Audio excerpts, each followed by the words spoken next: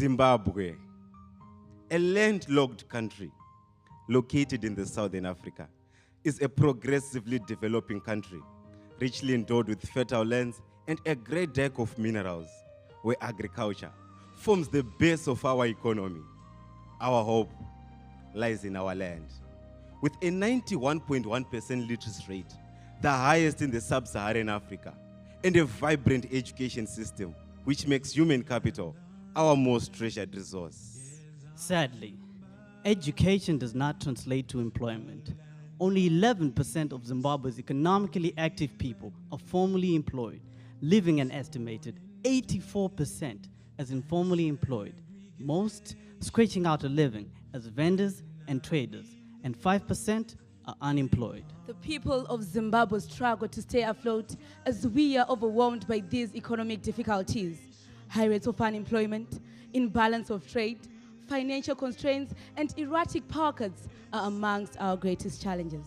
We have the human capital. We have the resources to exploit.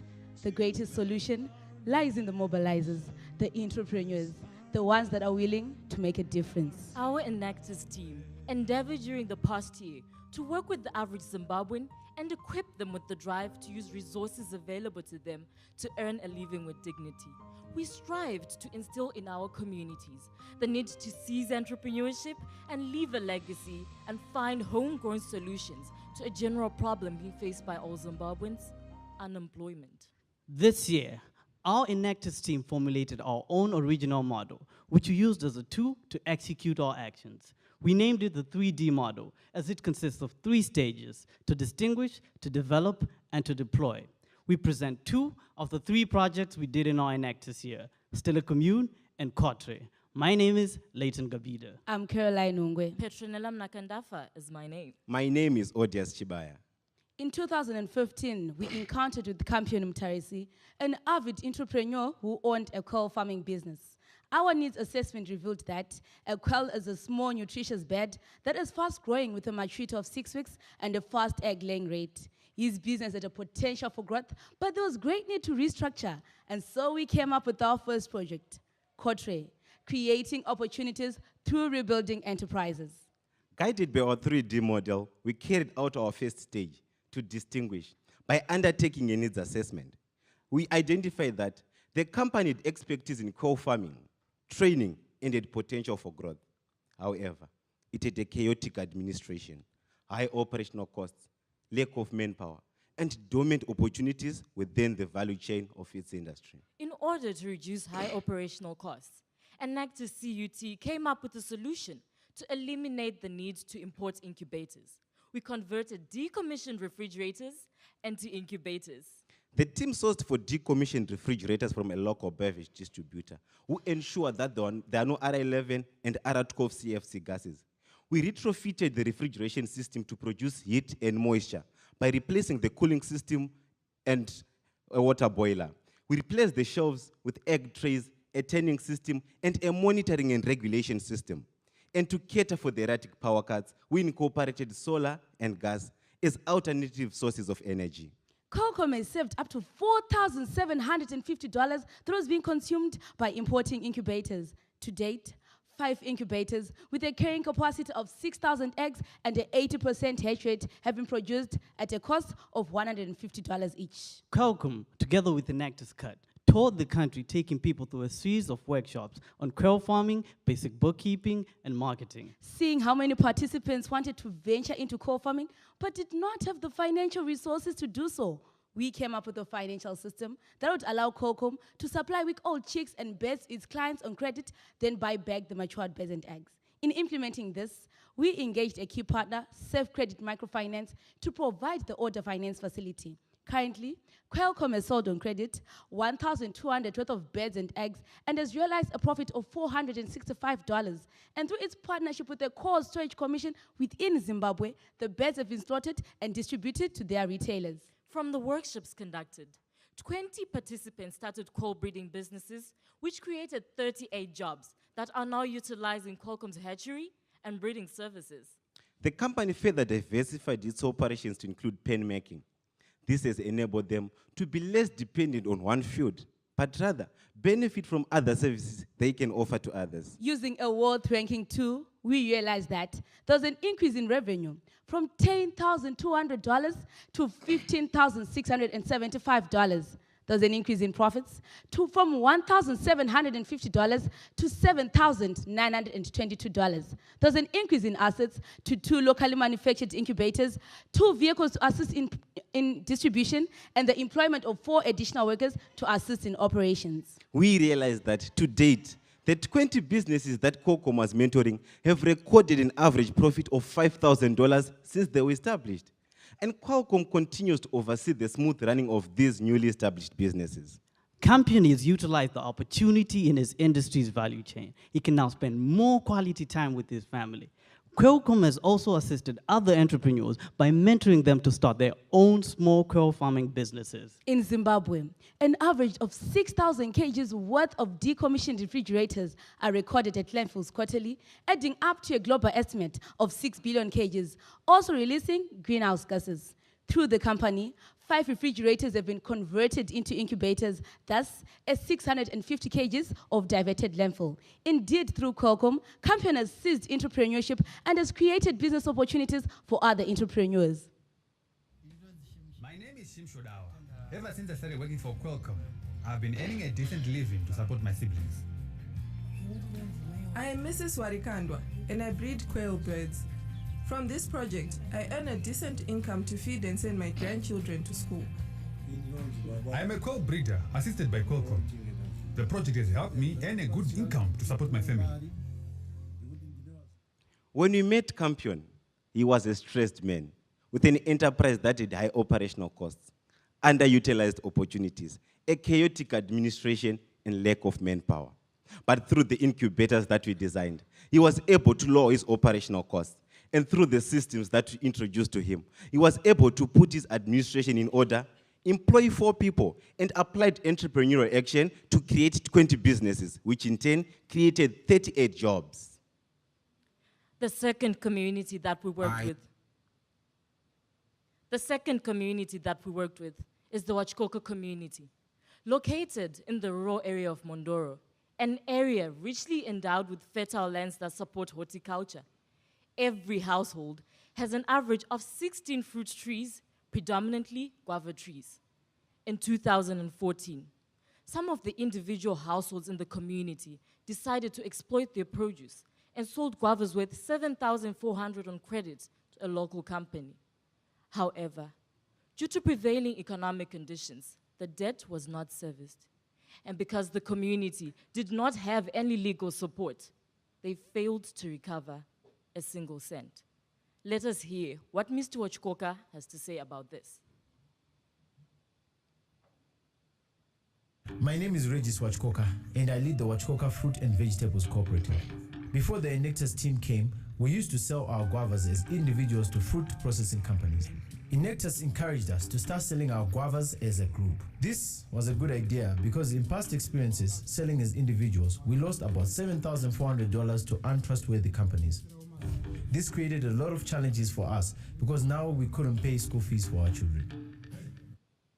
Because of this experience, the community lost hope and returned to subsistence farming. Our Enactus cut team saw an opportunity to help this community resuscitate this venture and expand on their efforts. Guided by our model, we carried out our first stage to distinguish the needs assessment by consulting 6 of the community elders, and then a group session with 30 community members, and finally a door-to-door follow-up and 7 households. We noted that because their basic household income was $23 per month, they were struggling to send their children to school and could barely afford more than a meal a day. The community also had resources they wished to exploit profitably, but they had an unwillingness to trust outside stakeholders. A series of workshops and interactive sessions were held with 87 participants to restore unity of purpose, to give confidence, and to impart business knowledge. The involvement of the community allowed them to air out their grievances. Enactus CART, together with the community, came up with a solution to create a company that would spearhead as a trading partner. The Wachikoka Fruit and Vegetable Suppliers Private Limited Company was formed and registered, and our training sessions assisted them to come up with their own strategic plans, including a business plan and a marketing plan. A company representative council was formed, made up of village elders and 2 Enactus members to superintend the formation of other operational structures like production and marketing. This CRC mitigated all insecurities of trading at a household level and allowed the community to focus on productivity. The company representative council also addressed the issue of risk transference. Previously, the Wachikoka community was underpaid due to guavas being damaged during transportation. This underpayment was illegal because, as governed by the common law of Zimbabwe, risk is passed to the buyer at the conclusion of any sales contract. Therefore, a clause was added in the contracts to transfer risk to the buyer from the moment the fruits were deployed on the trucks. The CRC clearly defined the market segments. To determine the right market for the fruits, the guavas were graded, and the bulk of the fruits were for grade B. This is appropriate for processing. The remaining produce was packaged and distributed to fresh produce markets and vendors within and outside the community. We then approached the best fruit processing companies with the graded produce. This is when a fruitful relationship between these 2 companies was established. This relationship resulted in the negotiations of prices and contracts, enhanced the quality controls and ease of trade. To increase production capacity, the company engaged with the councillor of the Wachikoka ward to source for additional land to set up a fruit tree plantation. The company was granted 15 hectares of land on a trial basis to roll out this program, and an additional 5 hectares to build a small plant, as they are interested in diversifying into value addition. This project is being undertaken with the assistance of our university, the Chinhoyi University of Technology. The company has also ensured a constant income by selling vegetables, lemons, and nachos when guavas are off-season. Since the inception of the project, the company harvested 151 tons of guavas, generating a revenue of $10,500 and an additional $8,200 from the sale of other fruits and vegetables, totaling a revenue of $18,700. Comparing with the information from the needs assessment, the 180 directly impacted families that used to make an average household income of $23 per month are now making $116.50, a 406% increase. As a direct result, these families are now able to afford basic household costs such as school fees and 3 meals a day. In our post-assessment, we noted that the community societal well-being has improved, and they now saw opportunities from their environment. Also, the Enactus team noticed high levels of confidence reflected when the CRC negotiated for their own contracts. Youths are now contributing positively by taking up other tasks within the company. The producers of the Wachikoka community had always been exploited because they lacked a basic knowledge of their common law rights. Through our intervention, they now operate under contracts which protect them, and they now own a registered entity. We've continued to empower the community to continue to reinvest in their land by planting more trees and utilizing the rotten food for composting, as it is important for their market gardening. Before our intervention, the households of Wachikoka were earning an average $23 per month, which made it difficult for them to send their children to school and barely afford more than a meal a day. After gaining their trust and assisting them to form their own company that trades in fruits and vegetables, these families now use entrepreneurial action to trade together, earning an average $116.50, enough for school fees for a year and 3 meals a day. Because of the Enactus team from Chinhoyi University, they have helped us very well with our project, and now our produce is bringing in good and decent income. When the Enactus team came to assist, things took a turn for the better, and now we can afford to feed our families and send kids to school. Now when we sell our guava produce, companies pay on time. We can now pay school fees and send our kids to school. Feeding our families has also become so easy. Our project is running in a 3-year phase. This year, we've begun expanding operations to surrounding villages.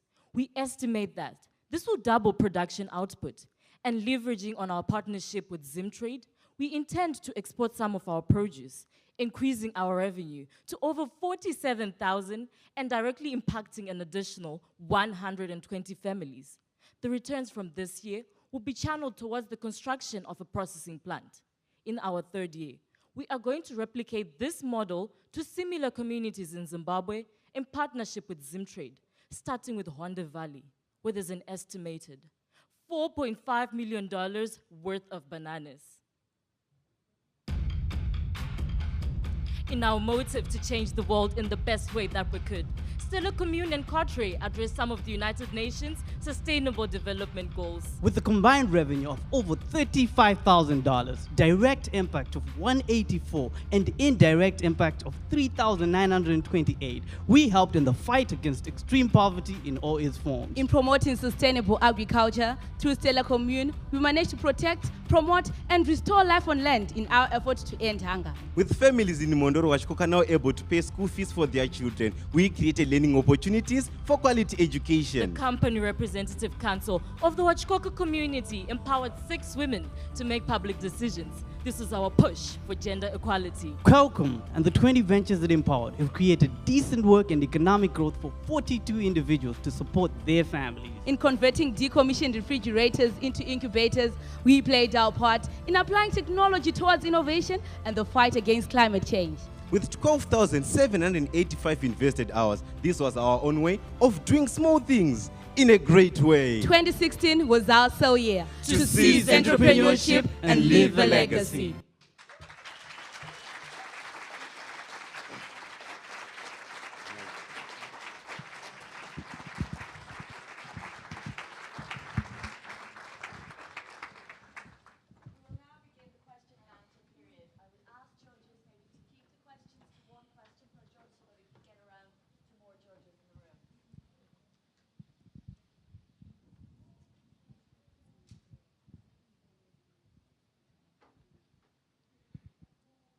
In your annual report, it is mentioned that 6,154 hours were invested in order to directly impact 4 people. Now I understand that there's a great impact, but do you have plans, or how do you foresee to make efficiency gains so that the number of hours required in order to impact people could become maybe a little lower?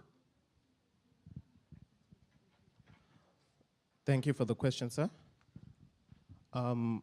As a team, we're looking forward to, in the following year, increasing the number of students that are going to be part of the team.